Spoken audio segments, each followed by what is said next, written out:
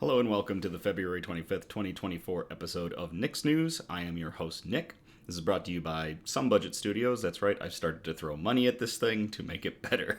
Because throwing money at something always makes it better, right? We're here every other Sunday. Thank you so much for tuning in or catching the replay on my Facebook page. We're here on Facebook Meta, whatever the hell you call it, this week. We are working on cross-platforming. I say it every week, but we are working on it. I'm working to get a YouTube page up and running to have a secondary site for all of our content.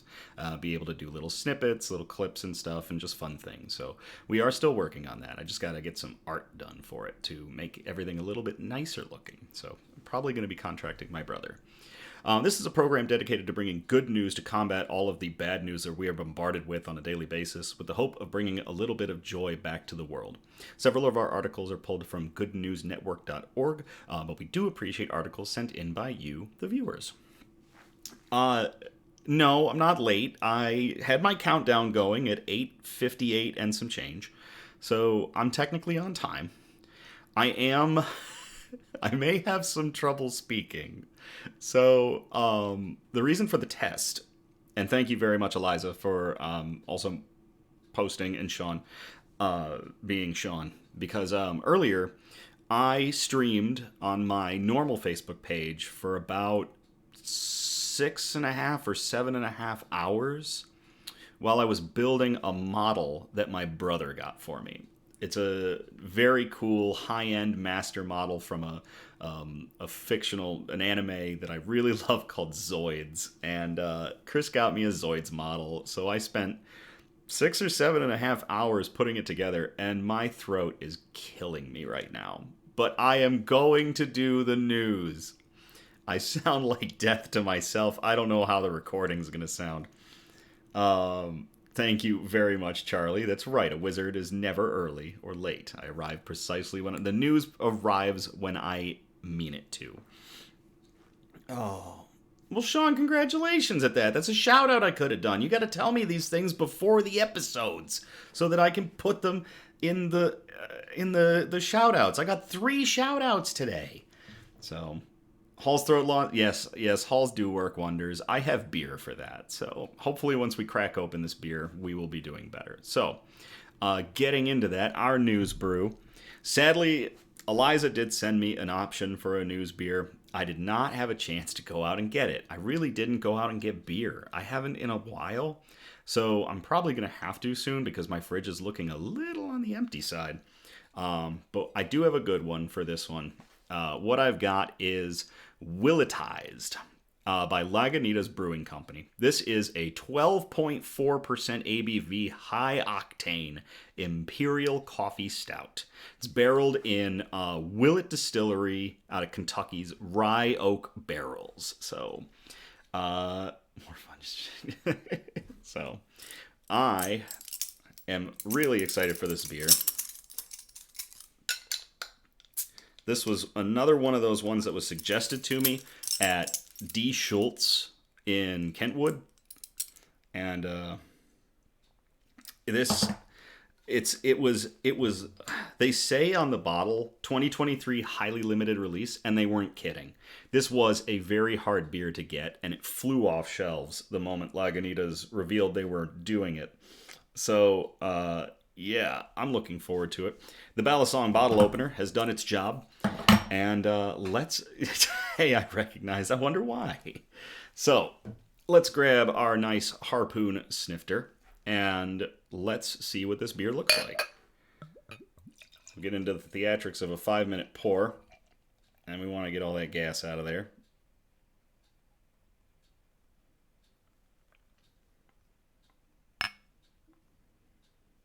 Every last drop. God, it looks like the coffee I drank this morning before I put a ton of creamer and Bailey's in it.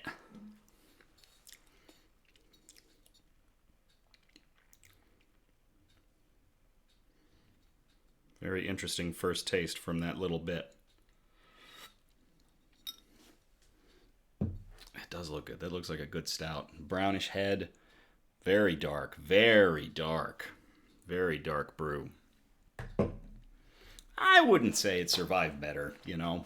I wouldn't say that, but it survived. Everything has survived. We are all here. And I think that is, if that's as good as it gets, then I'm happy with that. So at least there's that. Put that bottle away so it's not in the way of my chat, because my chat is right where that bottle was sitting a moment ago. I actually have to push everything closer. I had everything moved out because I was doing the model on the table behind me, and so all of my stuff is like out of whack. I haven't put anything back in its proper place. So if I scoot this just a little bit, I have a little bit better view of the chat and everything now. So okay, cool. All right.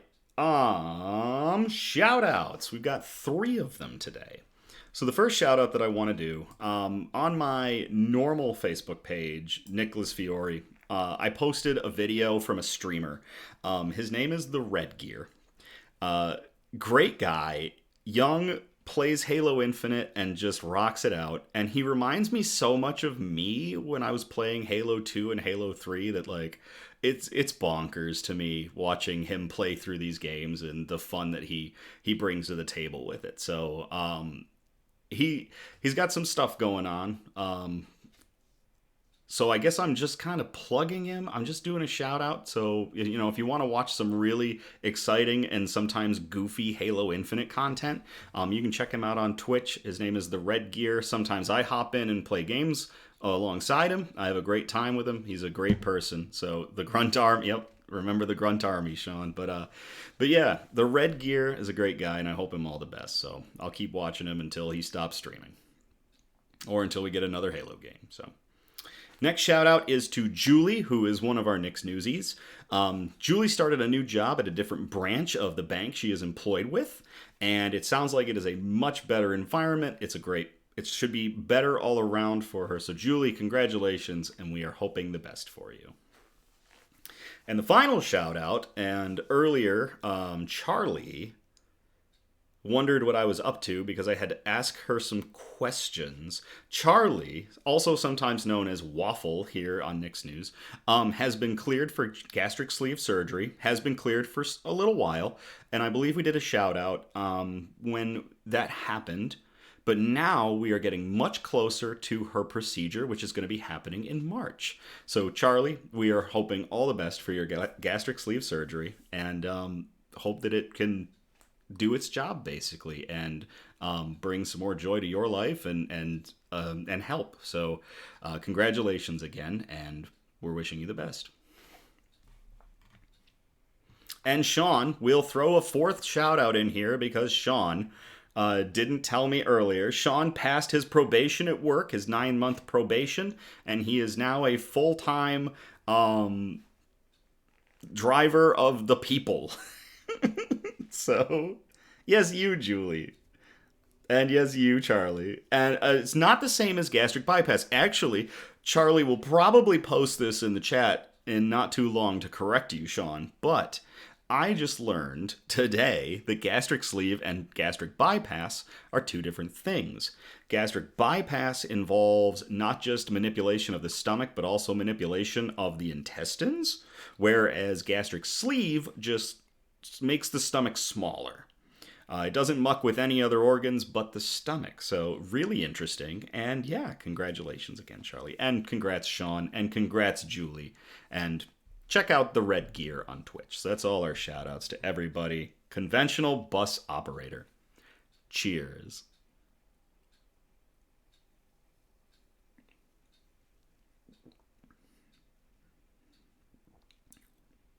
Wow.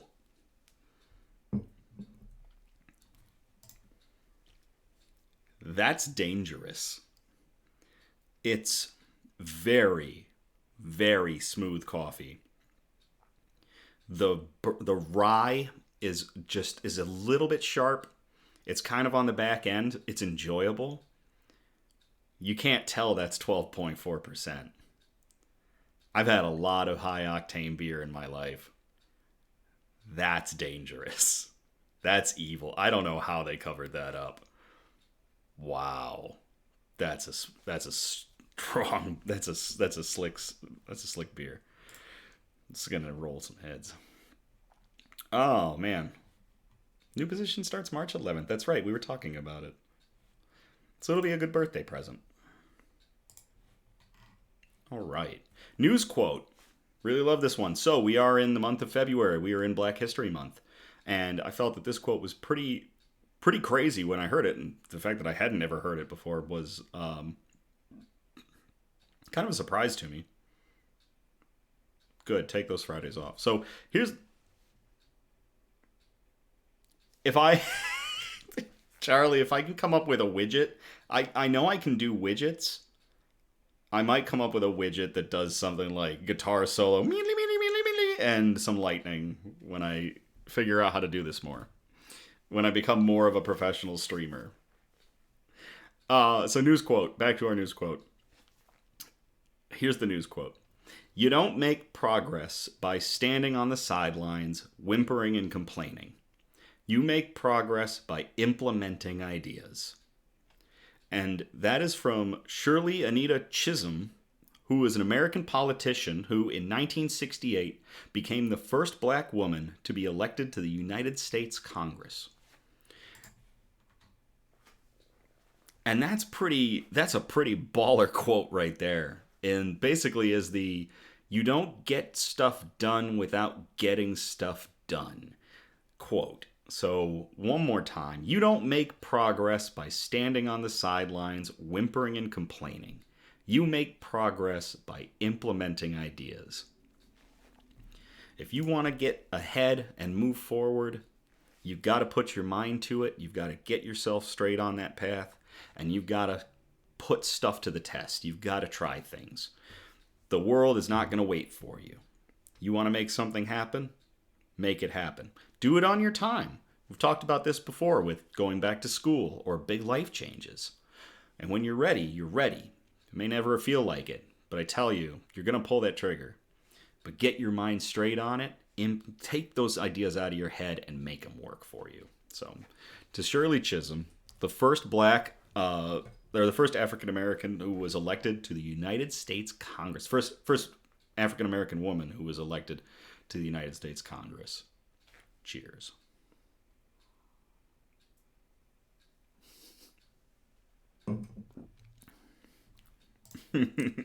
When I figure out for engineers, it'll be like chow. And yes, we are in the danger zone. This beer is the danger zone. Highway straight to the danger zone. All right, what do we got next? Bug update. I don't have much to update. The bug universe is pretty chill. Not a whole lot is really going on. I have another Darkling beetle that just became an adult. It's in one of the little cups back there. They take a long time. They take several days to harden. They go from a bright brown color to just jet black. And at that point, they've hardened. They're ready to go out into the general population and protect themselves. So, yeah, that's it. The roaches are fine. They make a cute cuddle puddle. It's low-key adorable. When they're all together, they just like to commune and huddle together in the warmth. Even though their tank is like 80 degrees constantly, they all choose one spot to hang out. Annie the arachnid, she's doing fine. It's surprising. She gets around. She's old. For a spider of her species, she should have been gone, but she is doing great. She's getting around. Feed is skipping?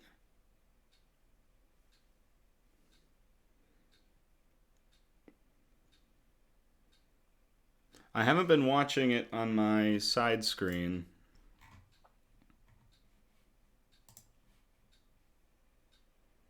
Sean's not getting skips. I want to hold off. Fred is good here. Eliza, it might just be you. That's weird. Oh, pretty cool update. I figured out how to keep my laptop from screaming all the time. A series of Windows updates completely screwed up how my laptop utilizes its graphics card, which is, I'm not going to lie, a pretty dang powerful graphics card to the fullest extent. So I had to get a secondary piece of secondary program to run things because Windows can't run it for crap. And luckily, it's doing a good job. I have it in silent mode right now, and it hasn't made a peep. I've been like fast scrolling through articles. I've been looking at my own stream just to check out my own, make sure things are looking right on my end. So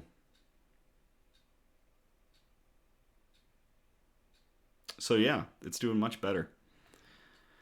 Yeah, all right. I think we're about ready to get into the news.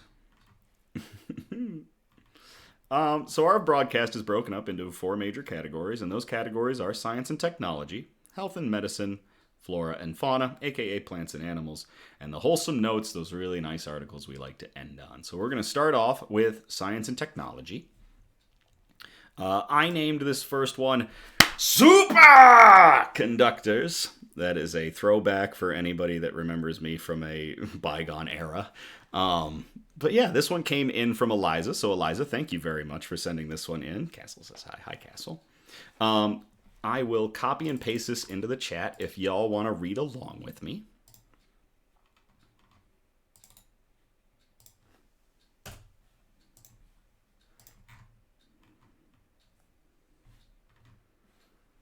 Superconducting circuits push the limits of quantum data transfer in new breakthrough.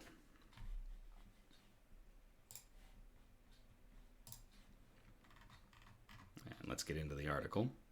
Scientists at the University of Chicago have introduced a new quantum communication testbed with remote superconducting nodes.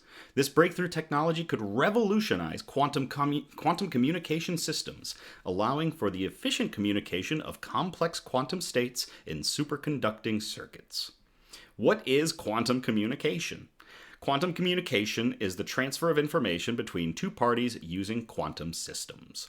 Quantum computers are capable of processing vast amounts of data at a faster rate than traditional computers. This faster processing speed could significantly impact the development of new technologies such as artificial intelligence and cryptography. Huzzah, Chicago. With cybercrime and security breaches on the rise, this research lays the groundwork for unhackable communication networks. We could see incredibly secure systems for banking, government secrets, and even personal communications. According to a paper published in Physical Review Letters, this breakthrough could pave the way for the efficient communication of complex quantum states in superconducting circuits. The researchers' recent study builds on 2 papers published in Nature Physics and Nature. In these previous works, the team demonstrated that they could generate remote entanglement and send complex quantum states 1 qubit at a time. Qubits, so we all are probably a little bit familiar with bits, bytes, the little building blocks of machine code, of how machine systems talk to one another. So what a qubit is a quantum bit. It's a special little nugget of craziness. But of course is the building blocks for quantum computing. So this system is able to send qubits. And that's pretty crazy because thus far qubits have kind of been relegated to whatever system they're attached to. We're not sending them to anything else. And now we are. Yeah, there's a lot of Sheldon in this article from the sounds of it. In our new study, we wanted to try to send complex quantum states representing multiple qubits at the same time, said Andrew Cleland, co-author of the paper. To do this, we loaded the quantum state into a resonator and then sent the entire resonator state into the transmission line, catching it with a remote resonator for subsequent analysis. So they bundled up some qubits, they figured out how to make a bridge, and they sent the qubits across the bridge. And then at the other end of the bridge, they had a checkpoint for the qubits to basically figure out, hey, did qubits make it? So what's a resonator? Resonators are devices that exhibit electrical resonance and have a theoretically infinite number of quantum levels. So you need quantum levels to pull off quantum computing. Quantum. Lots of quantum. They can store very complex states that encode several qubits worth of data. Due to these advantageous characteristics, using resonators to send and receive data could increase available bandwidth. So basically, you use a resonator, you fire more qubits. That is true. I do remember that. So yeah, in the past, we've only been able to send data, quantum data, 1 qubit at a time. And though a qubit is a massive amount of data, it's still kind of slow. Now we are throwing bundles of qubits off into the ether and catching them. That is really cool, Eliza. Cleland and his team conducted an experiment involving 2 superconducting qubits. These qubits were connected to tunable superconducting resonators, each of which was attached to a 2-meter-long transmission line through a variable coupler. The researchers utilized one of the qubits to program various quantum states into its partner resonator using techniques that they had previously developed. So, quantum computing teaching quantum computing. This isn't going to be a problem anytime. After activating the coupling between the resonator and the transmission line, the quantum state, which could be complex, is freed from the resonator and transmitted as a group of entangled mobile photons. So we're sending it as light. The photons are then received by the other resonator and analyzed using its qubit. This bidirectional system allows for equal transmission in both directions. So now we have a highway. Now we are sending qubits back and forth between things that utilize qubits. How much more is there? Oh boy. The design implemented by the researchers allowed them to realize the bidirectional transmission of single microwave frequency photons, as well as the simultaneous transmission of a 2-photon Fock state. We're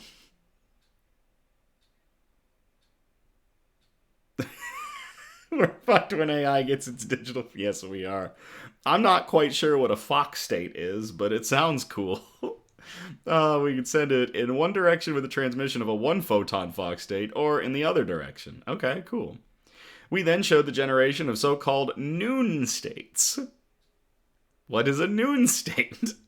Representing entanglement between the 2 resonators, ultimately realizing first the generation of the entangled states, so it's figuring out what's going on with the entanglement, with 1 photon shared between the 2 resonators, then generation of the state, with 2 photons shared in the same way, so talking back and forth from the sound of it. Overall, our work demonstrates a feasible path towards highly efficient communication of more complex quantum states than just single photons between 2 nodes, Cleland added. So they are sending massive amounts of data now back and forth instead of just small bits at a time. The Red Queen. Oh, great. I'll take the zombies over this thing any day.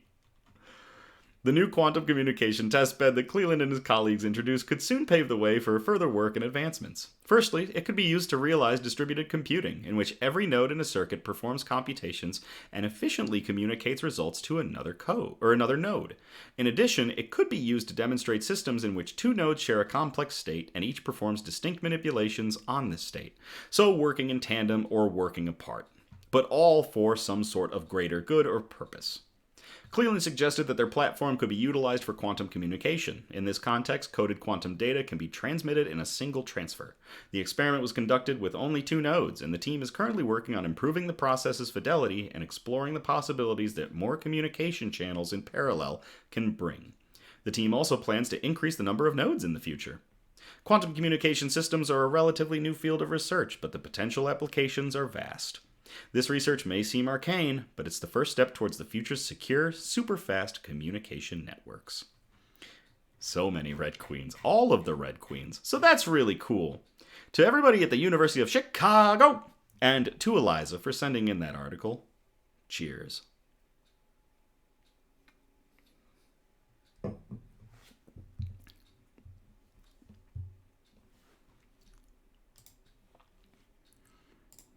All right, this next one came in from Charlie. I call this one Special Secret Sounds. And I will copy and paste this into the chat.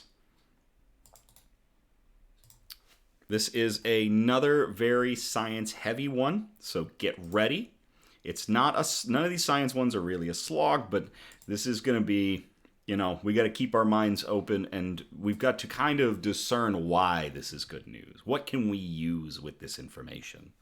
The science articles always come up as a little bit of a there's a learning curve to them, figuring out if it's good news or horrifying in the terms of Skynet, as was just Skynet takes so many leaps forward. No. All right. So actual title of this one, if y'all want to read along. is scientists confirm the incredible existence of second sound, with visible proof for the first time ever. In the world of average everyday materials, heat tends to spread out from a localized source. Drop a burning coal into a pot of water and that liquid will slowly rise in temperature before its heat eventually dissipates. But the world is full of rare exotic materials that don't exactly play by these thermal rules. Instead of spreading out as one would expect, these superfluid quantum gases slosh heat side to side. It essentially propagates as a wave. Scientists call this behavior a material's second sound, the first being ordinary sound via a density wave. Although this phenomenon has been observed before, it's never been imaged, but recently scientists at the Massachusetts Institute of Technology, MIT, were finally able to capture this movement of pure heat by developing a new method of thermography, aka heat mapping. Isn't that oobleck? Oobleck is a non-Newtonian. Fluid is a fluid, gas is a gas. This is what we learn in science class. Oh, science. No, science has never given a fuck. We are just finding that out now, slowly but surely through experimentation. And instituting new ideas, utilizing, just coming up with crazy crap like this. So, yeah, so oobleck is a non-Newtonian fluid. Oobleck actually has some really interesting heat product, or heat, man, lost my train of thought. Oobleck has some really interesting heat distribution. What is the word I'm thinking of? Starts with a P.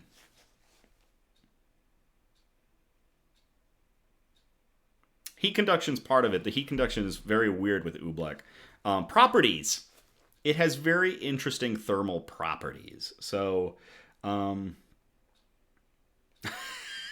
I love the fact that science fiction is becoming science fact every day. But to each their own. Yes, and Sean got it 2 properties. I forgot there's a lag. Alright, back to the thermography. The results of this study were published last week in the Journal of Science and in the university press release, highlighting the achievement. MIT assistant professor and co-author Richard Fletcher continued the boiling pot analogy to describe the inherent strangeness of second sound in these exotic superfluids. It is as if you had a tank of water and made one half nearly boiling, Fletcher said. If you then watched, the water itself might look totally calm, but suddenly the other side is hot, and then the other side is hot. And the heat goes back and forth while the water looks totally still.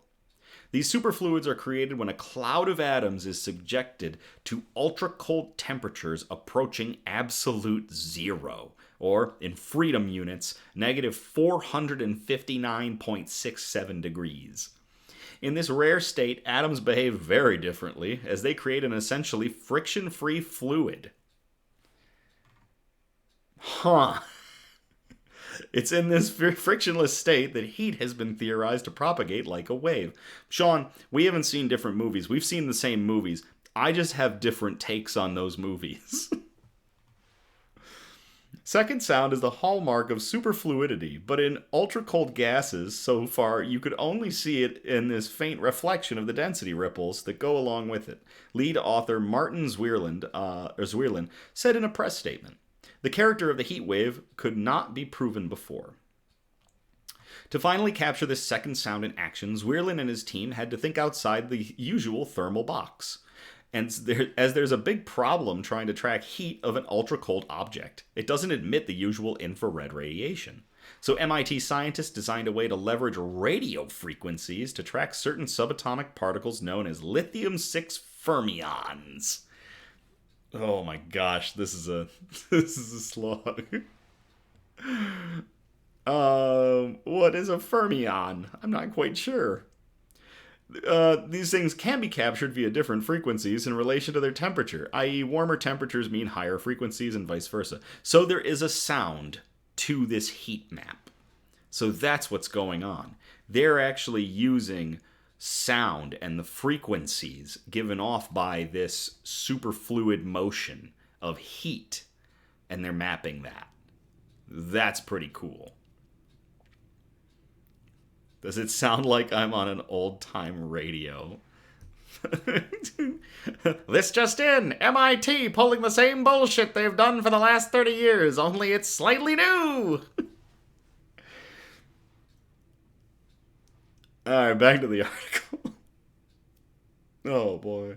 Everything makes a sound. Humans just can't always hear it. That is true. But we find ways to hear it. These MIT scientists cooked up a way. It's pretty slick. Where were we? Okay. This novel technique allowed the researchers to essentially zero in on the hotter frequencies, which were still very much cold, and track the resulting second wave over time. This might feel like a big ol' so what, after all. When's the last time you had a close encounter with a superfluid quantum gas? I don't know, I haven't in a while. But ask a material scientist or astronomer, and you'll get an entirely different answer. While exotic superfluids may not fill up our lives yet, understanding the properties of second wave movement could help questions regarding high-temperature superconductors, which are, again, still at very low temperatures. Most of the time, and this is funny that we were just talking about superconductors, most superconductors are cooled to unbelievably low temperatures to work properly. Hot or high temperature superconductors are just not cooled as much, but still exhibit superconductor properties. And that can save a lot in energy costs of having to keep those things cool and not having to keep them cool. So that's pretty cool. Fermilab units, because F your standard metric units for scientific research. I stick with freedom units. It could also talk about the messy physics that lie at the heart of neutron stars, which are some of the most densest objects in the universe. So that's pretty cool. Charlie, thank you very much for sending in that article. To all the MIT scientists working on second sound. Cheers.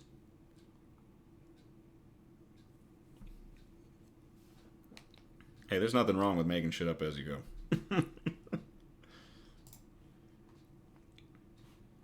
Quirks are quirky. Alright, what have I got next? Cassidy sent this next one in. Cassidy, thank you very much for this next one. I called it, it's more comfortable this way. Actual article I will post in the chat if y'all want to read along with me.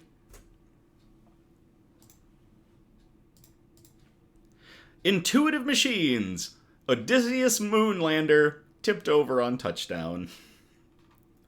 I know that sounds bad. I know that doesn't sound like good news. Cassidy and I were going back and forth. She was sending me several good articles about Odysseus. And then finally we figured out Odysseus fell over. But there's a silver lining to this one, so it's gonna be here. The only chaos in my news is you and the other Newsies. Just wreaking havoc. So, I don't make the chaos. Y'all make the chaos. It tripped. Yes. Odysseus tripped on his way to the moon. The Odysseus Moonlander is likely lying on its side with its head resting against a rock. I'd imagine quite comfortably.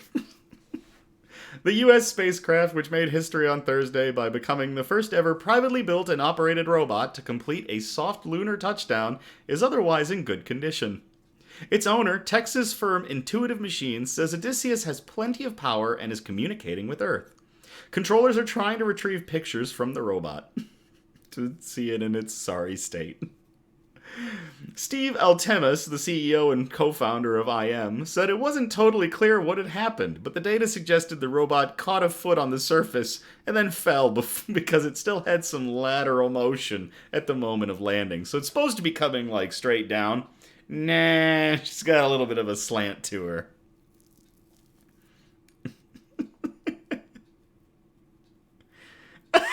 When will they give them arms? Lander, do you even lift, bro? Just imagine little sad struggle beeps. I'm okay. Starts waving the flag back at Earth. Oh my god, this is the best. This poor little thing. It's still working though, so whatever state it's in, it's still good.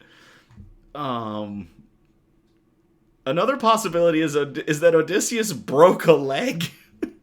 As it came down, certainly inertial measurement sensors indicate the body of the vehicle to be in a horizontal pose. So it knows it's laying on its side, it just doesn't know how it wound up there in the first place. Whatever the reason for the unexpected landing configuration, radio antennas are still pointing at Earth, and solar cells continue to collect energy to charge the battery system.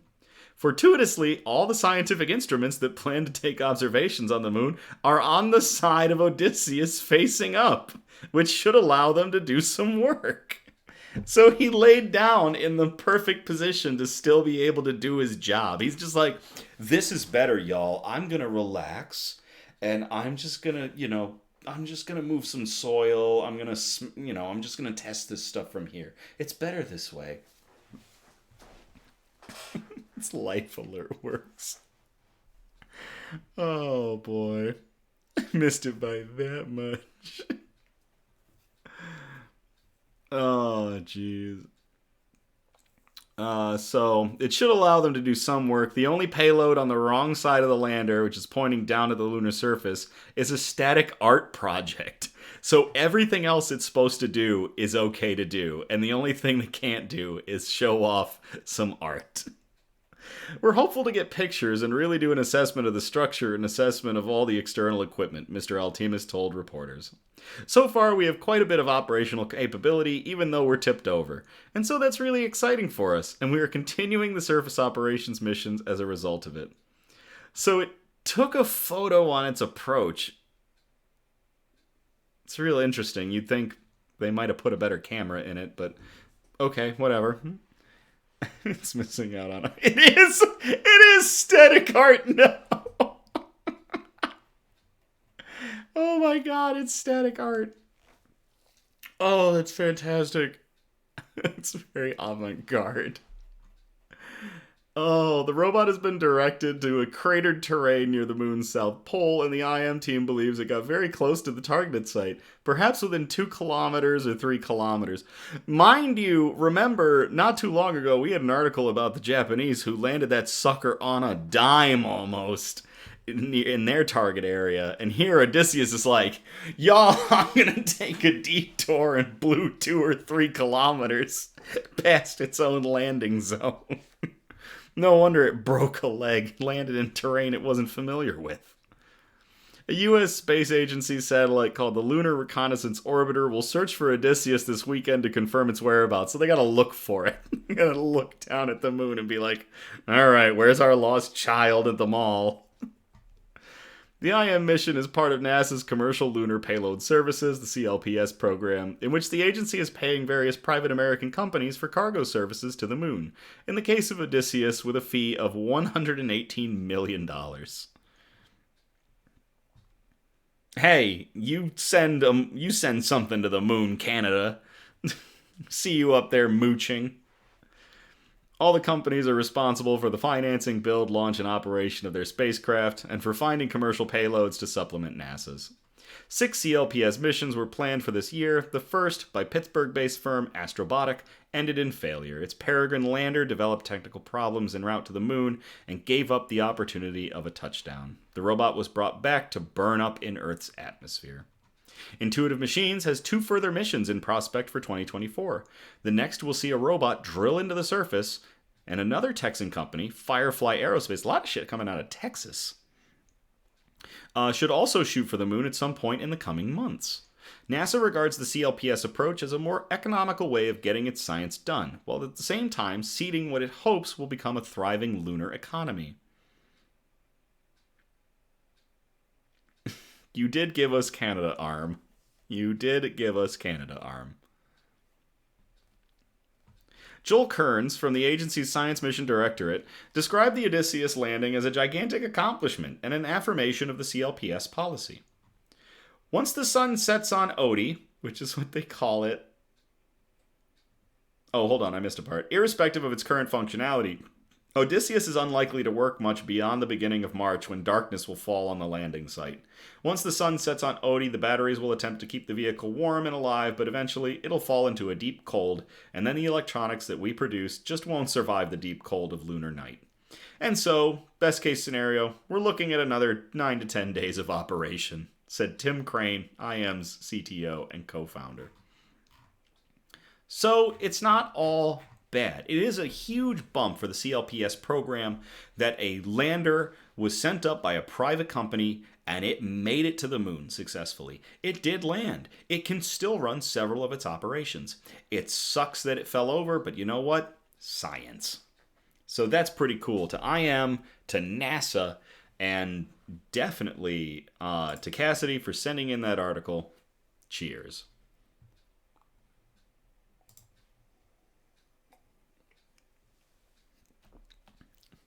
Canarm, okay. Canadarm, not Canada. You know what? I'm going to call it the Canada arm. Look, everything we send out to Mars and the moon, we're going to get attached to. I can't wait. What a day it will be when we can have people on Mars and you turn the locations of like Sojourner and all the probes we've sent into heritage sites on the surface of Mars. First, we got to unbury the little bastard, but after that, it really was one of the first ones to give us movement on Mars. All right, what do we got next? What about the ones we leave behind? What about those robots? Well, we'll find them later. This next one was sent in by Eliza. Thank you very much, Eliza, for this one. I called it, How Do You Think Spider-Man Does It? And I will copy and paste this into the chat if y'all want to read along with me. Ooh, what was that? There we go.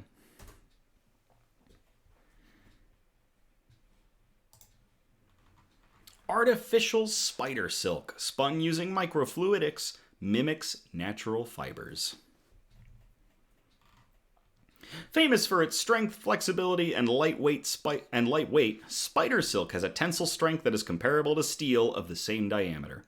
In addition, it is biocompatible, meaning that it can be used in medical applications, as well as biodegradable. But large-scale harvesting of silk from spiders has proven impractical for several reasons. Therefore, scientists have been working to develop a mechanism to produce it in the laboratory. Now, researchers at the Riken Center for Sustainable Resource Science in Japan have created a device that spins artificial spider silk that closely matches natural spider silk. The artificial silk gland was able to recreate the complex molecular structure of silk by mimicking the various chemical and physical changes that naturally occur in a spider's silk gland. This work is published in Nature Communications in the paper Replicating Shear-Mediated Self-Assembly of Spider Silk Through Microfluidics. The tiny little milking farms we've been using could be going out because now we can make spider silk. Spider silk is a biopolymer fiber made from spidroins, large proteins with highly repetitive sequences. Within the silk fibers are beta sheets, which must be aligned properly for the silk fibers to have their unique mechanical properties. To recreate this process, Riken scientists took a biomimicry approach.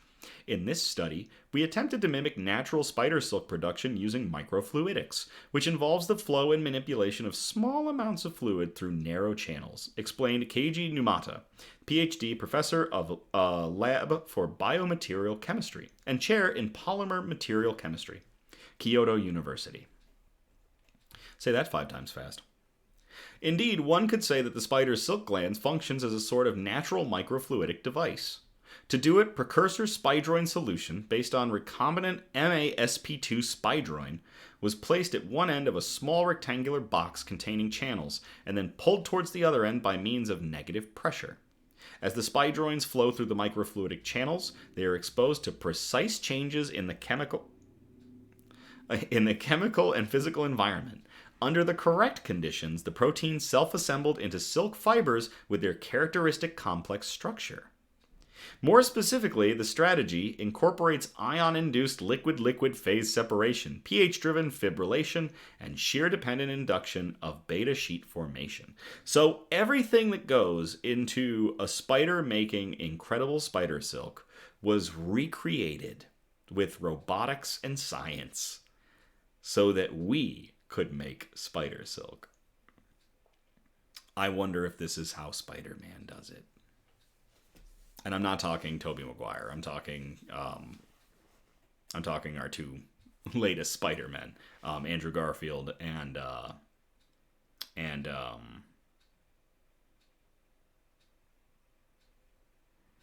having a brain fart. Uh,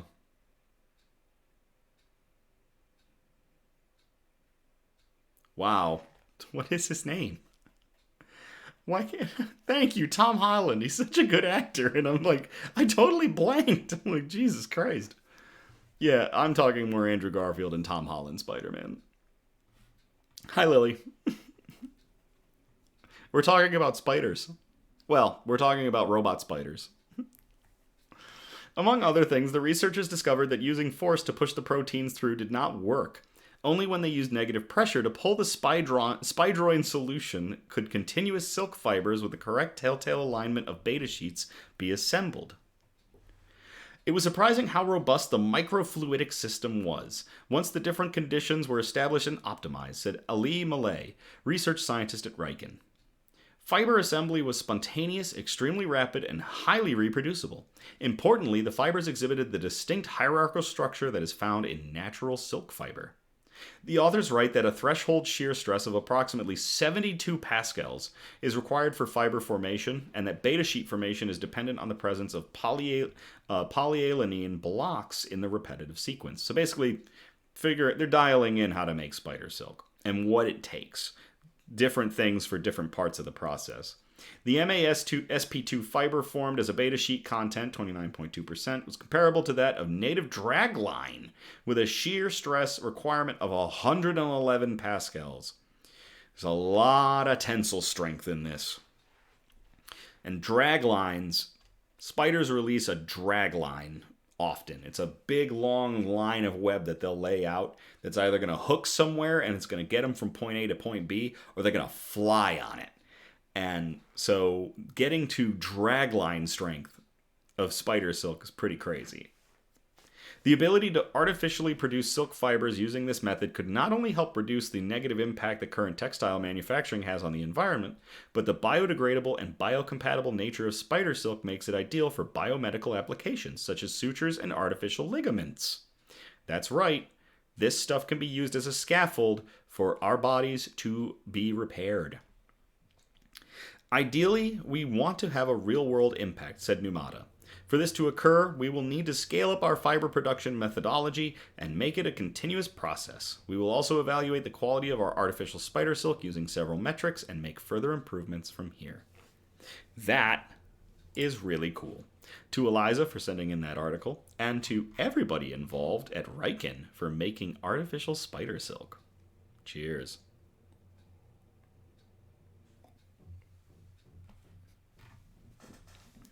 Oh, Turbo Pascal.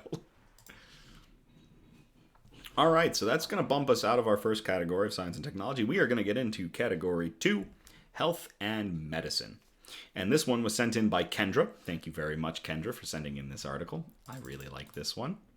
I will copy and paste this into the chat if y'all want to read along.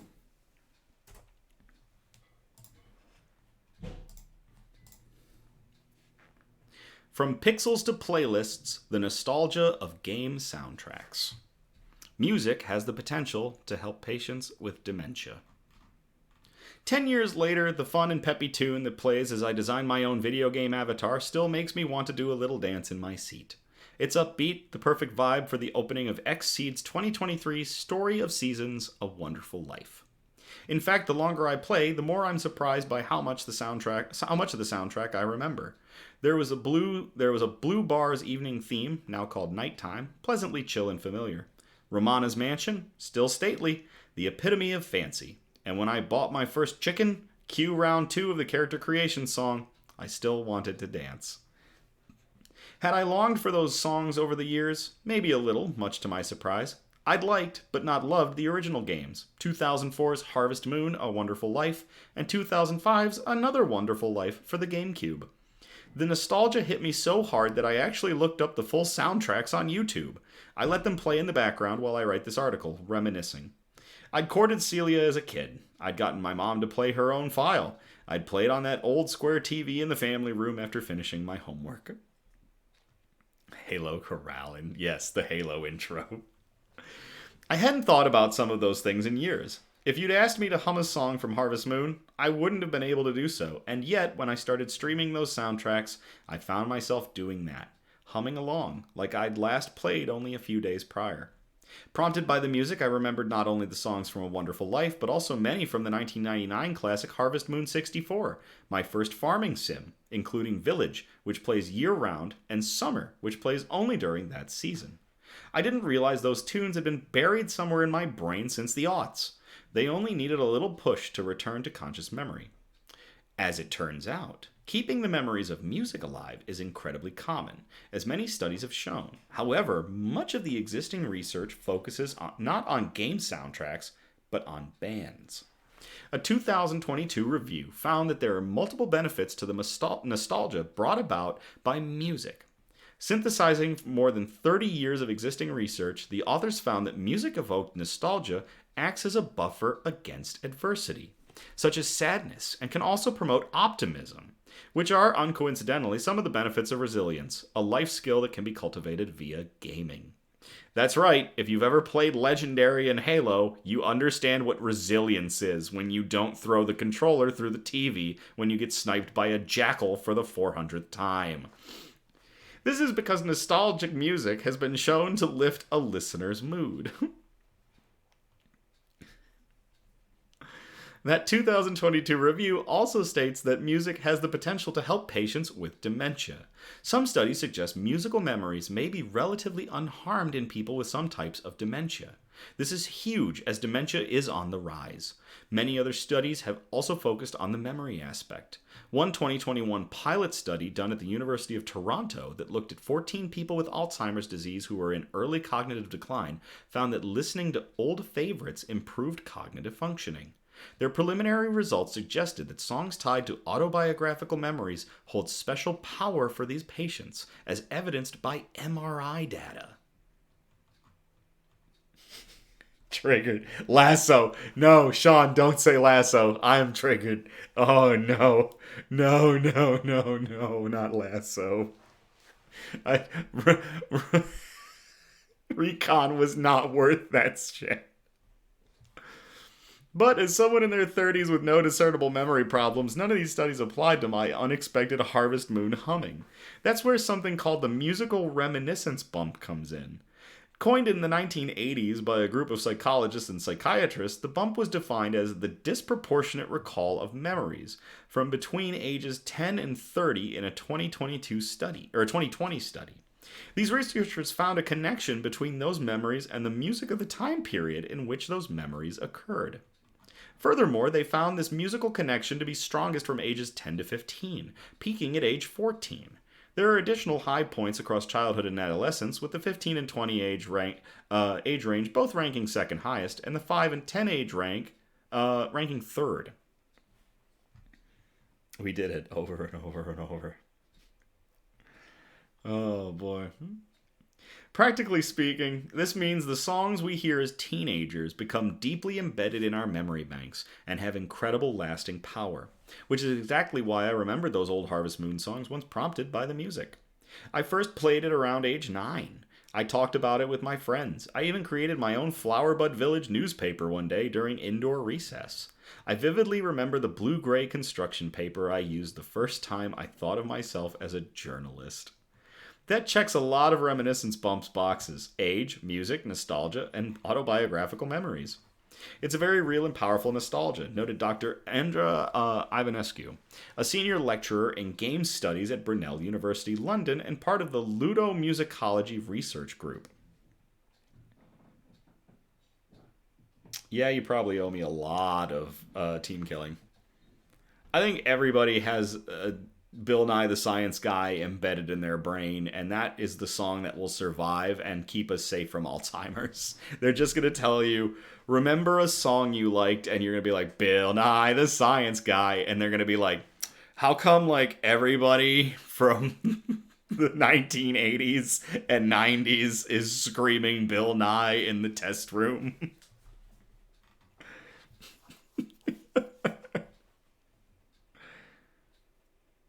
Nirvana and Weezer. There you go. We all have our songs. Linkin Park and Disturbed for me. And Halo, just Mjolnir mix.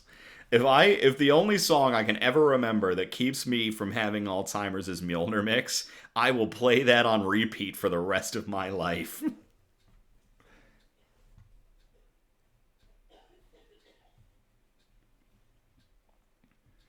Oh, where did we really go? She pointed to the power of games to provide players with connection. Despite stereotypes of loners in basements, gamers are always social, she says. Even when you're playing it by yourself, you're still part of the community that plays those games. This sense of community is heightened by music, whether it's a major franchise like Breath of the Wild, remixing the original Zelda main theme into the nighttime horse riding track, or a video game concert bringing players together in real life. Even if it's not 8-bit anymore, even if it's completely different instruments, even if it's completely modified in a million different ways, you will recognize that nostalgic theme, Ivanescu says.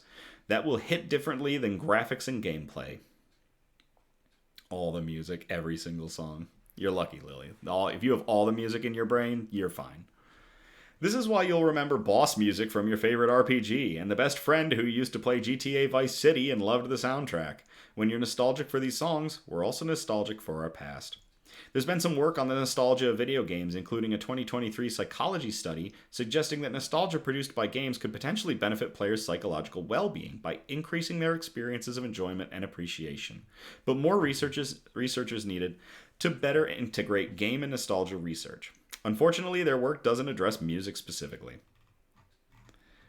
Other research about music and games includes a 2023 anthology featuring a chapter on the use of classical music in gaming, and a 2022 anthology on nostalgia and game music. Ivanescu herself wrote a 2019 book focusing on the use of popular music in gaming, such as Annette Hanshaw, a jazz singer voted best female popular singer in 1934, whose music appeared in BioShock 2. All of this is to say the benefits offered by other types of nostalgic music may very well extend to game soundtracks, but that can't be stated with full certainty until it's researched more thoroughly. And I don't know why it isn't, because we have an entire generation of gamers who are perfect guinea pigs for this kind of stuff. We love listening to these soundtracks. Like, give us a memory test afterwards, I'll bet we'll ace it. Gaming as a hobby has never been all good or all bad, and as science starts to take it more seriously, the research around gaming will only improve. In the meantime, where does that leave gamers? Doing exactly what we do best: playing games. Whether they're new worlds or remakes, making memories and enjoying a hobby that might also be musically benefiting to our brains. As for me personally, I'd love to see a remake of Harvest Moon 64. If you're reading this, Xseed. For updated gameplay, the nostalgia factor, and a remix of a great soundtrack. I can't wait to hum along. That's really nice. To Kendra for sending in this article, and for to all of the scientists involved in checking out music and its help on fighting dementia. Cheers.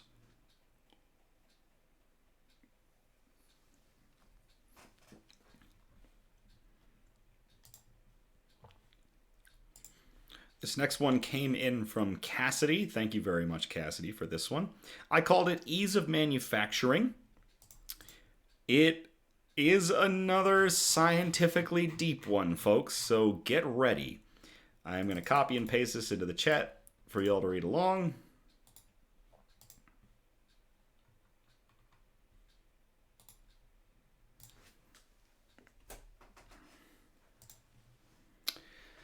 Chemists produce all 8 possible variants of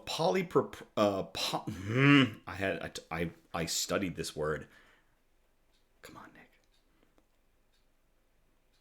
Polypropionate building blocks from one starting material.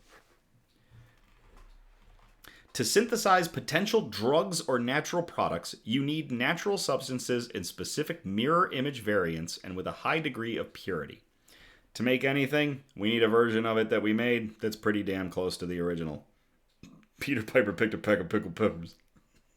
Polypropionate. It's a tough word, I'll tell you. You say polypropionate 400 times. I'm about to in this article. For the first time, chemists at the University of Bonn have succeeded in producing all 8 possible variants of polypropionate building blocks from a single starting material in a relatively straightforward process. Their work has now been published in Angewandte Chemie International Edition. It's probably German, maybe French. Polypropionates are natural products that can help save lives. They are needed to make reserve antibiotics, compounds that are only ever used to treat infections caused by drug-resistant bacteria. In nature, chiral compounds exist in 2 different variants that share the same molecular formula but are mirror images of each other, like a right and a left hand. Chemists call this chirality, which literally means handedness.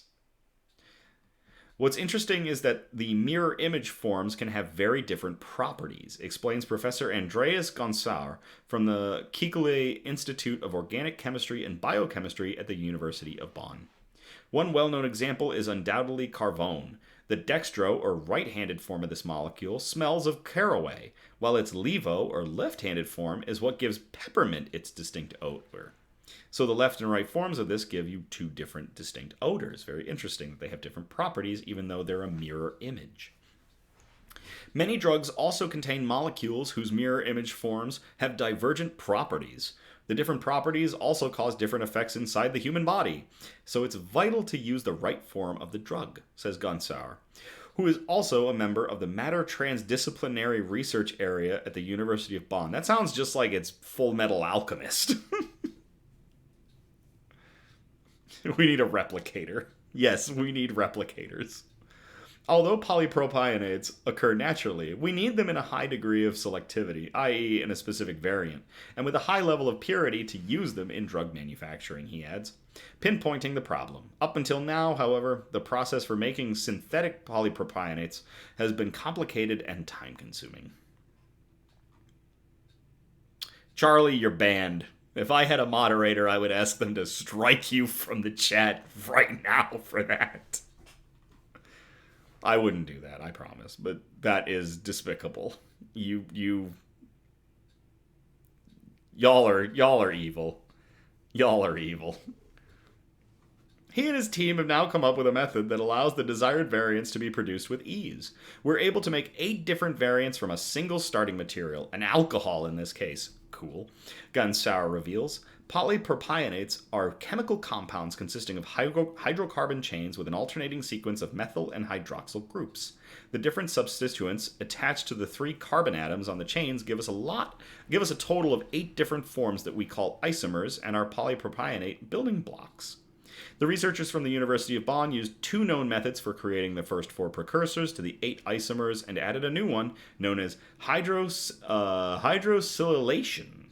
The isomers are produced by us adding either fluoride for the dextro form or titanium for the levo form, says Gonçar. I think Eliza made the replicator comment. The process is similar to how branches form on a tree. It all starts at the trunk, in this case the alcohol, from which 2 branches split off first of all.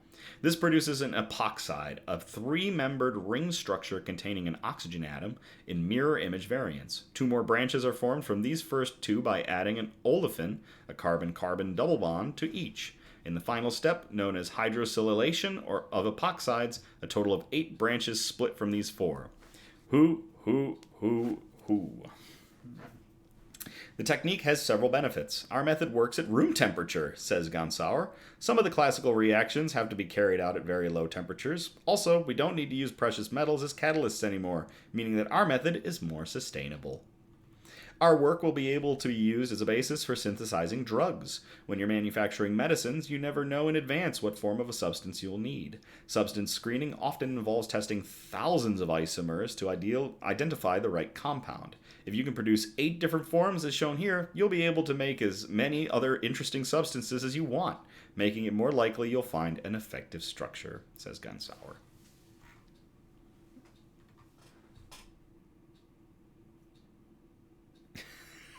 Wait, how off the rails did the chat just go? What just happened? The center of the universe smells like raspberries? I want this article for the next Nick's News. To everybody involved at the University of Bonn and to Cassidy for sending in this article. Cheers.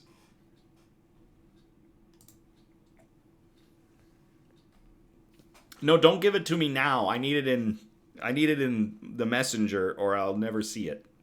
I won't be able to find it going back through all this. Space taste. That just sounds dirty.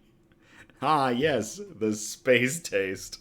The snozberries taste like snozberries. And the center of the universe smells like a raspberry. That's funny. Alright, I called this next one zinking up your hearing. You heard that right.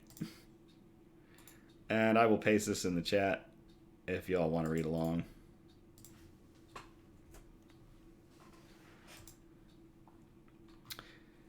New zinc treatment can help to restore lost hearing in mice, university research shows. Anyone who has ever been to a loud concert knows the feeling of ringing ears. Some people experience temporary or even permanent hearing loss or drastic changes in their perception of sound after the loud noises stop. Scientists have discovered the biological mechanism of hearing loss caused by loud noise, which helped them find a way to prevent it. That smells awesome. When exposed to loud noises, some people experience temporary or even permanent hearing loss or drastic changes in their perception of sound after the loud noises stop. Researchers from the University of Pittsburgh in the U.S. have now discovered that this noise-induced hearing loss stems from cellular damage to the inner ear that is associated with the excess of free-floating zinc, a mineral that is essential for proper cellular function and hearing. I do remember the zinc chewables. Oh my god. That's a core memory that I don't want. Ha ha ha.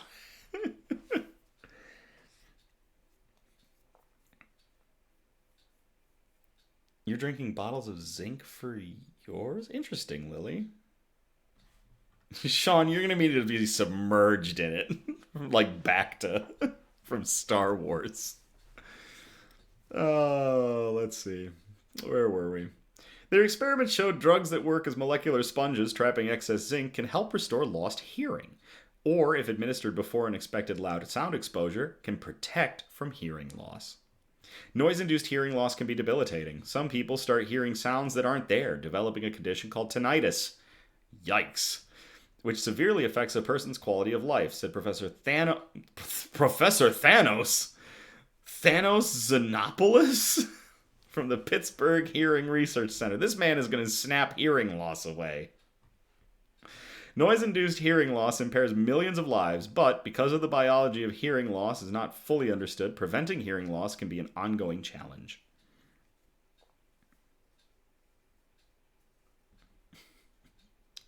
To get their results published in the journal Proceedings of the National Academy of Sciences, the team studied the inner ear cells of mice. They found that hours after mice are exposed to loud noise, their inner ear zinc level spikes, which ultimately leads to cellular damage and disrupts normal cell-to-cell communication. Thankfully, mice who were treated with a slow-releasing compound that trapped excess free zinc were less prone to hearing loss and were protected from noise-induced damage. This opens the door for a possible solution to the problem and lays the groundwork for the development of effective and minimally invasive treatments, and even products to protect concertgoers and musicians in the future. The researchers hope to test this treatment further with the goal of eventually making it available as a simple, over-the-counter option to protect oneself from hearing loss. That's really cool. And really interesting to everybody at the Pittsburgh Hearing Research Center that is involved with trying to figure out a way to protect our hearing or return it. Cheers.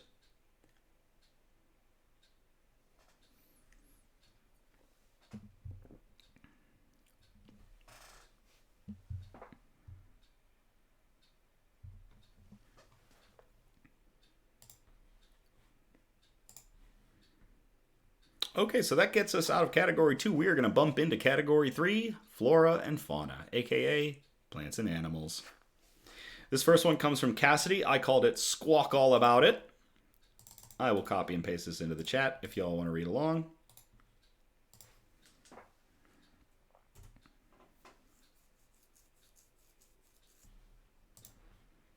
Critically endangered parrot bounces back in huge conservation victory. Over 80 critically endangered parrots have returned to their breeding grounds in Tasmania, the highest number in 15 years.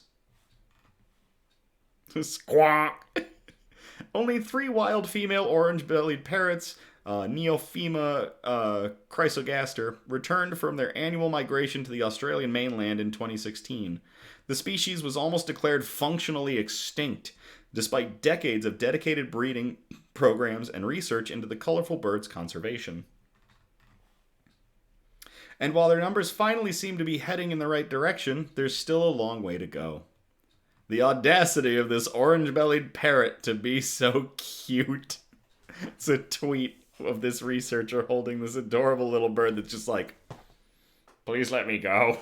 I have shit to do. It's a huge team effort, wildlife biologist Shannon Troy told Georgie Burgess at the ABC, explaining how volunteers have been crucial to helping researchers figure out how to aid these difficult birds that have seemed stubbornly set on becoming extinct. Like they want to cruise into extinction and not have to worry about anything anymore, and we're just like, you're gonna live, damn it. For years, releasing captive-bred birds mysteriously failed to effectively boost their species numbers in the wild. Most youngsters have not been surviving the journey between their summer breeding grounds in Melaleuca, Tasmania, and their warm winter foraging sites on the southern coastal salt marshes of the mainland Australia. A lot of us spend the whole spring holding our breath waiting to see what's going to happen, says Troy, who is program manager at Department of Natural Resources and Environment Tasmania. Even the birds' dating life. Even birds know dating's hard. Orange-bellied parrots are one of only 3 parrot species that undergo the perilous task of a long-distance migration, a task that requires a certain level of fitness. Just 58 of the 139 birds that left Melaleuca made it back last year, but this year, higher than previous years. Oh, but this is higher than previous years. The threats these small, fragile avians face are manifold. Their winter habitats have been decimated by agriculture and urban development since European settlers. Areas that remain intact are now full of predators such as invasive cats and foxes. We've just made it horrible for these poor things. Changing fire regimes in the protected breeding sites have also taken a slow but steady toll on the parrots' numbers. Previously managed by Tasmanian Aboriginal people, fewer burn-offs have caused a decline in their urban sedge food plants, some of the first vegetation to grow back after the fires. We're just bad to these poor birds, and we're forcing them to survive through this. These factors likely all contribute to the decline of orange-bellied parrots to the point where they've become increasingly vulnerable to diseases thanks to their low genetic diversity. Genetic bottlenecks are real. Fucking cheetahs got wrecked by it. These birds are no different. Their small gene pool has proven problematic within the captive population as well. Captive-bred birds have differently shaped wings to their wild counterparts, which may contribute to their mortality when released. Unless juvenile mortality rates can be reduced from 80% to about 60%, the wild population will not be self-sustaining, explains Australian National University conservation biologist Dejan Stojanovic and Robert Heinzone in a recent update on the orange-bellied parrot status. Presently, there are no known mitigation options for reducing mortality rates other than optimizing the body condition of nestlings. So we gotta make them swole. We gotta bulk these birds up so they can survive this bullcrap. So for now, these precious feathered jewels are being provided with supplementary feeding. Yep, we're making them swole birds. Oh boy. New burn-off regimes are being trialed in Tasmania in the hopes of boosting their natural food sources. This may have helped increase this year's survival rate, Troy suggests. Researchers like Troy have been managing the birds down to every single individual in every nest. Meanwhile, several institutes, including Moonlit Sanctuary, Zoos Victoria, and the 5 Mile Beach Wildlife Management Facility, have assisted with captive breeding and release programs since 2013. An army of volunteers help monitor the birds at Melaleuca, watching out for predators and health issues. All this close attention provides scientists with rare detailed data for endangered species management. So at least we're learning about this while we trial these poor birds' existence. Few conservation programs can scrutinize individual fitness at such fine resolution as is possible for orange-bellied parrots, writes Stojanovic and Heinzone. Understanding the mortality consequences of early life body condition has important implications for habitat management in the breeding grounds, selection of which captive individuals for release and management of diets to overcome the gap between wild and captive nestling body condition. If they all swole, will they find their swole mates as their population increases? I hear the nagging of thousands of bird mothers. Oh, honey, that's why you can't get a girl back to the nest. You're too skinny. Eat your grubs. They'll make you big and strong. Oh my god, they've got the swole birds need their swole mates. Oh, with continued hard work and a lot of luck, these challenging animals could yet be rescued from the brink. I don't think they want to be, but in the midst of our planet's 6th mass extinction, every lesson orange-bellied parrots can teach us could help save countless other struggling species too. Jesus Christ. Cassidy, that article was not as wholesome as I thought and good as I thought it was, but it's still entertaining. So to everybody involved with keeping the orange-bellied parrot alive, despite its desire to become an extinct species, and to Cassidy for sending us that article. Cheers.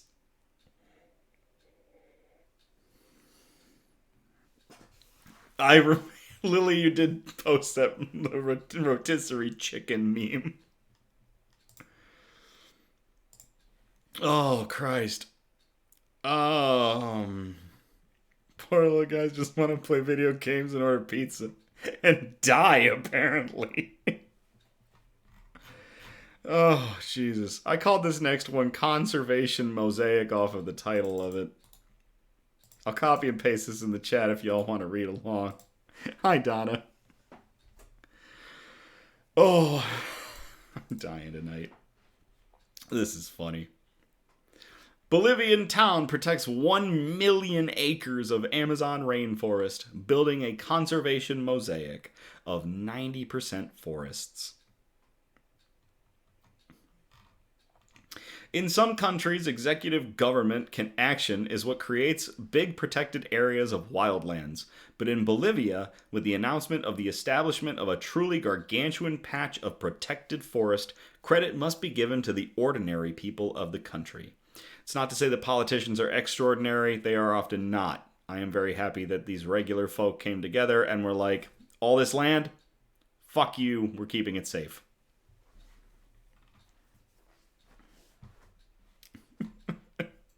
In the municipality of Sena, with a population of only 2,500 people, a law was just created to protect 452,639 hectares, or 1.1 million acres of Amazon rainforest. Called the Gran Manupere Integrated Management Natural Area, the law was overseen by and passed for the benefit of peasants and indigenous communities per a statement from the mayor's office. Bolivians said, get the fuck out, this is our turf. Located in the Pando department in the far northern corner of Bolivia, the new protected area represents almost 8% of its forests and has significantly increased the region's conservation coverage to 26%. The rich biodiversity of this new area is highlighted by the presence of the giant river otter, one of the region's top predators, and the big leaf mahogany, both endangered species according to the IUCN.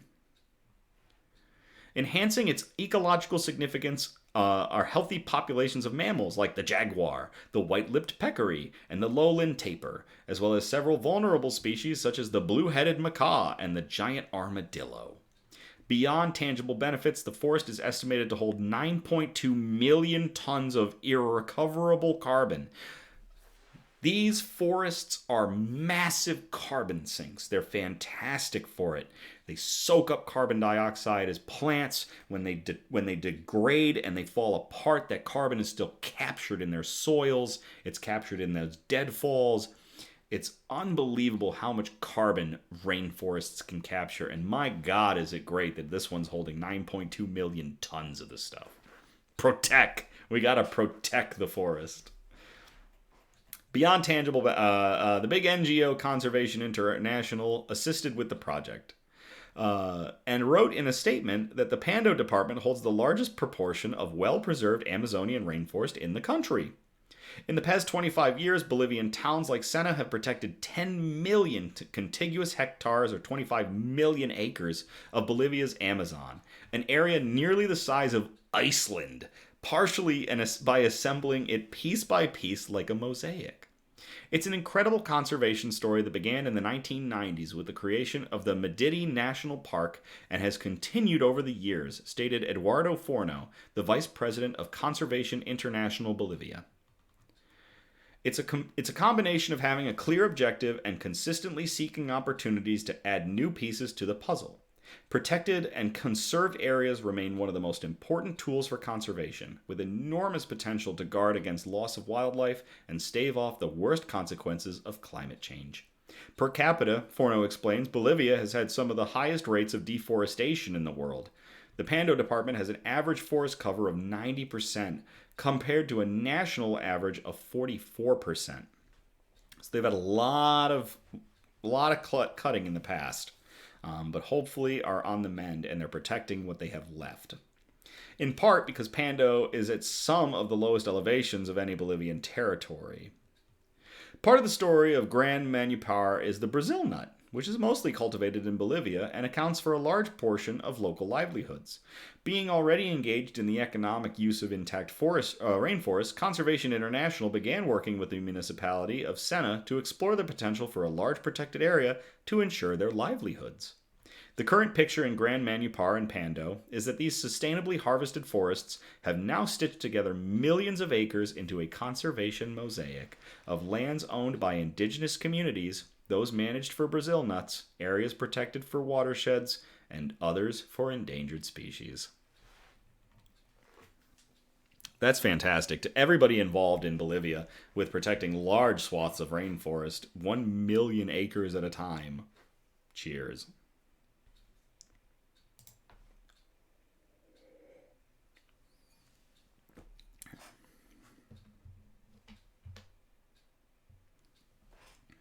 All right, so we're going to hop out of Category 3. We're going to get into Category 4, the wholesome notes. Those nice, cute articles we like to end on that leave you all fuzzy inside.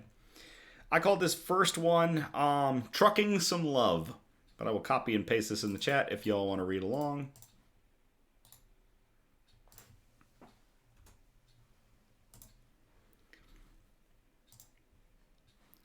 Hearts melt as truck firm transports tons of snow from north to south for special needs kids to have fun.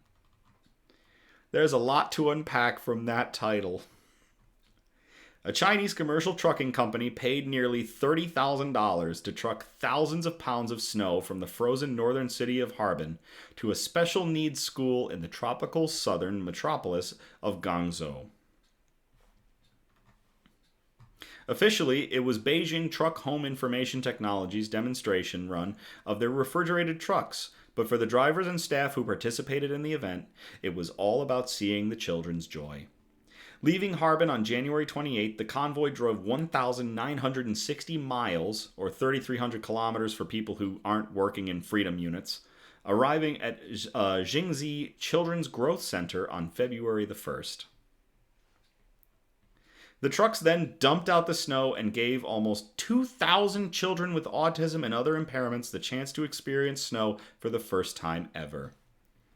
Yes, Cassidy, we are still going. It is almost 10:30. There has been a lot of derailing. Sean has been doing his job well. Everyone's been having a great time in chat.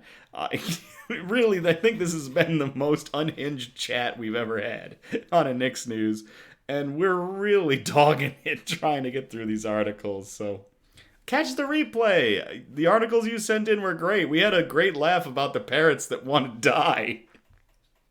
I don't know, Cassidy, if you went through that, I don't know if you went through that bird article very much, but those parrots don't want to be here. They're really trying. And humanity's like, no, you need to keep living. Like, it's a real good read. Guangzhou. It's across the bridge from Hong Kong. Oh, you have family there? That's crazy. That's really cool. Ben! Ben, you need to check out... Ben, when did you get here? Ben, when did you get here? They're trying to go the way of the dodo, bro. It reminded me of the pandas.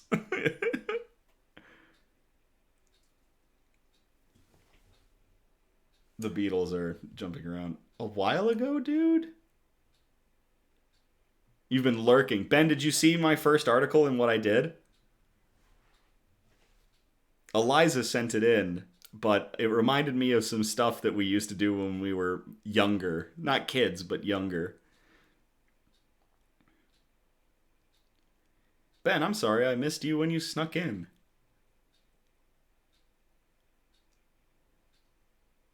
I'm waiting for the lag. I know there's a delay. I wish there was a way to reduce the delay, you know?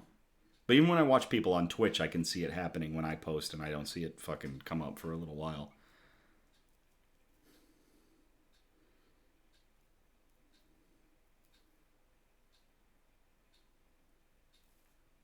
Oh man, when we were young.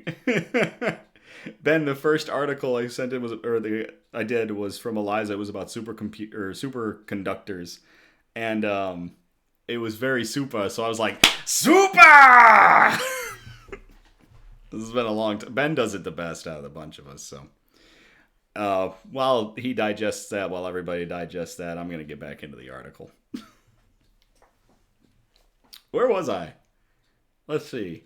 It was all about seeing the children's joy, freedom units. There it is.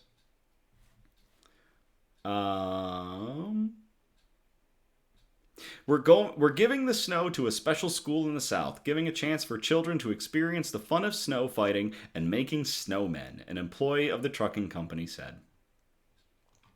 Teachers at the school told Red Star News that some of the kids at Jingzi will never be able to see snow. It's too far away and their parents don't have the resources.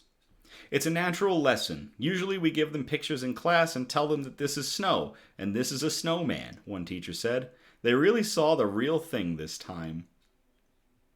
Another teacher told South China Morning Post that they had a great time. According to SCMP, these kinds of positive stories spread like wildfire on Chinese social media, and the comments section was filled with well wishes to the company for thinking of these disadvantaged kids. The snow may be cold, but everyone's heart was nearly melted, one commenter said poetically. Cheers to this trucking company that decided to truck snow to children with autism and other afflictions, so that they had a chance to experience snow. Cheers.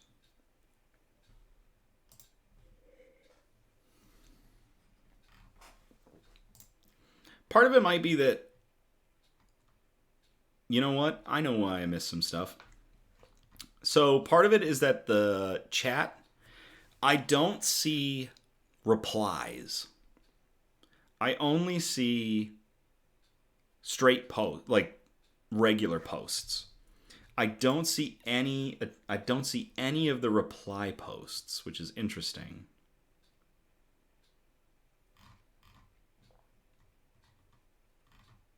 Very interesting.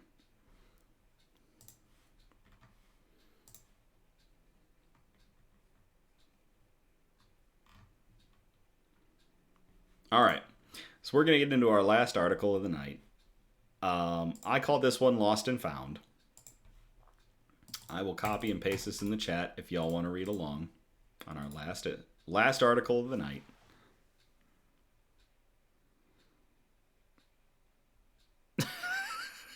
No, please don't. Please don't. I have to scroll through these later. Recycling crew didn't stop searching for woman's lost wedding ring until they found a needle in a haystack. Finding a needle in a haystack is always easier when the needle isn't worth thousands of dollars, but the stress of it all was borne by the trash collectors from the city of Greenville and reunited a woman with her lost wedding band.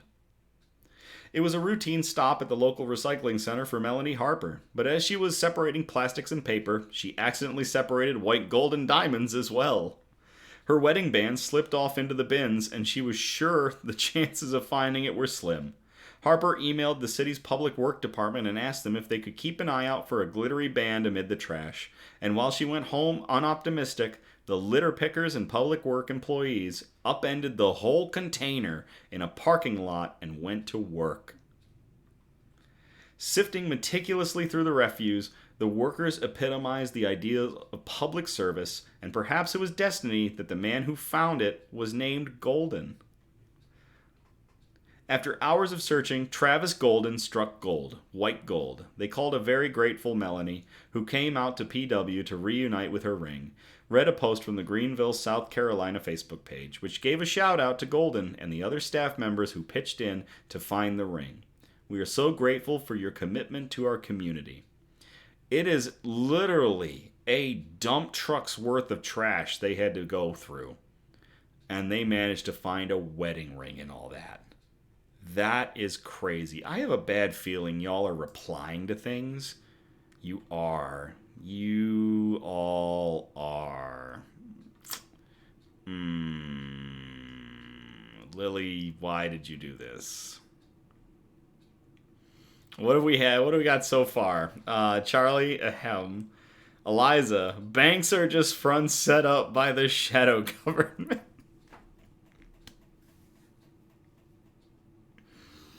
Okay. Anything else? I am the harbinger of chaos.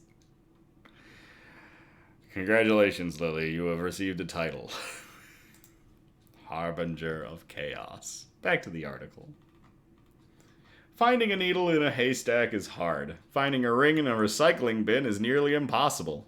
Unless you're the City of Greenville Public Works, where employees truly dive into their work, the Post added. It's not the first time this has happened in the country recently. Last August, Good News Network reported that Park Supervisor Lauren Perez from Corpus Christi organized the complete disruption of Monday morning trash collection in order to locate a 40-yard dumpster where she knew a 17-year-old had lost a ring containing her father's ashes. Holy crap. Trash collection workers Jesse Martinez and Robert Travinko joined Perez in combing through the trash left baking over the weekend's nearly 100-degree heat. They searched for hours until they came upon a bin with Subway boxes, where the girl's mom had told them they would be, and methodically began opening them one by one until at last a purple jewel shined in the morning light. It was in the last bag we went through, Perez told the Washington Post. I was so excited to let her know. That is a community. That is crazy. Oh no, you're all still replying, aren't you? Oh, stop it. Stop it. Stop it. Oh no. It makes me go through these. Like, it gives me alerts that I have unseen comments. And so I have to, unless I periodically swap back to watching my own stream, if I go off OBS and I watch my own stream, I can clear them. But otherwise, I have to go through all of the stuff y'all do. Y'all are mean. That is a hell of a community. Everybody involved with finding... her name, Melanie Harper's wedding band, especially Travis Golden, who found it in the long run. A needle in a haystack. Cheers.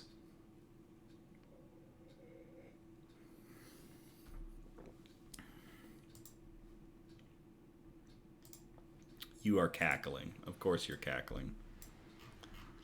Well, that about wraps everything up. I need to end this stream before y'all start causing even more havoc. Thank you all very much for tuning in or catching the replay on the Knicks News Facebook page. Keep an eye out for the Knicks News YouTube page coming hopefully within the next couple of weeks. That marriage better stand the test of time.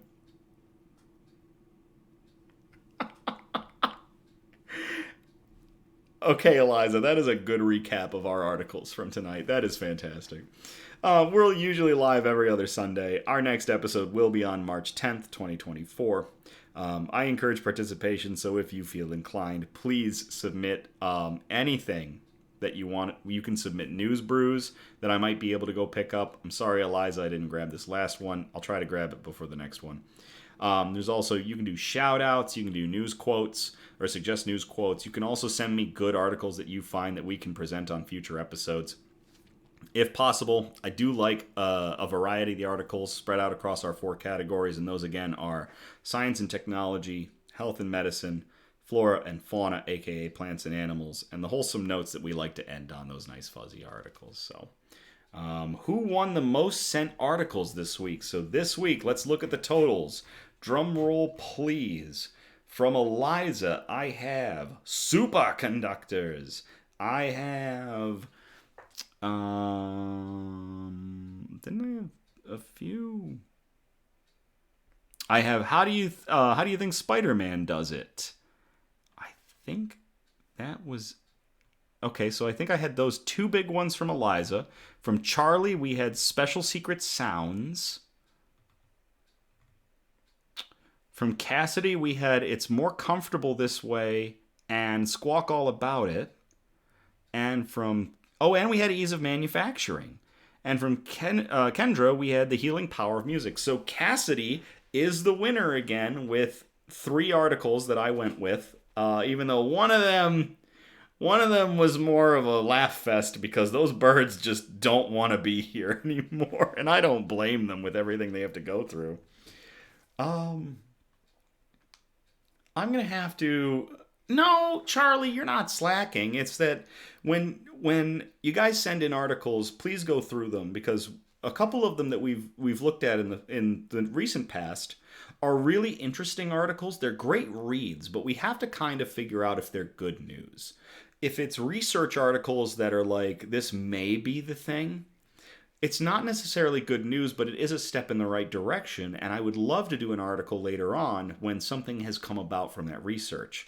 If it's conservation and we are saving animals or we are protecting rainforest, things like that, that's some good news. If it's anything that's fighting cancer, that will always land you an article on Nick's News. If it's anything that is a cure for a type of cancer or successful battling of another cancer, you know what? That wins.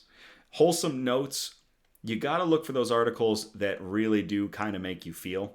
I've been sent a few recently, and they were good reads, but it was kind of like, okay, yeah, that's neat. It didn't really elicit anything. And then there are some wholesome notes that are like, yeah, I feel real good about that. So when you guys go through your articles, just kind of see what you're feeling with regards to those 4 categories. If it fits the category and you feel like it's good news, send it in. We'll talk about it. Or I'll just repeat.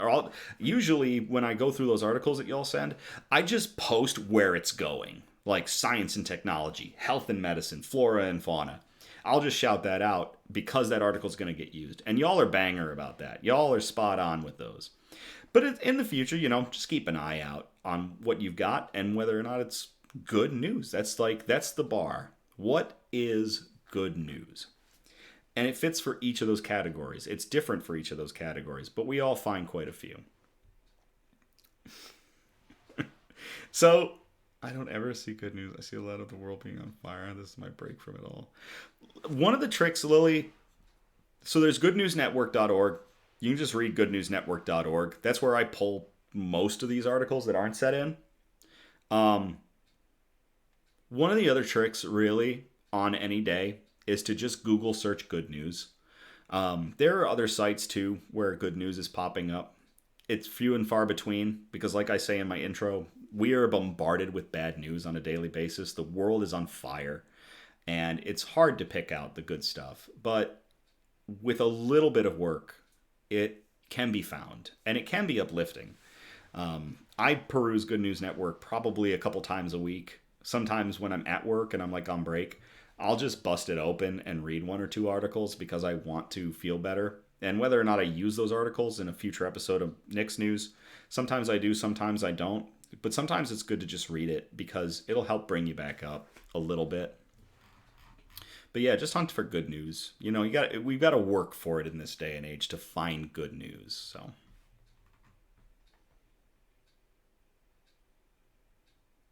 you could do that. You could, or you could be Sean and just cause chaos. You two are the harbingers of chaos. You two are the wrecking ball of my chat. Everyone else is just riding it. So, all right, let's get back to the outro.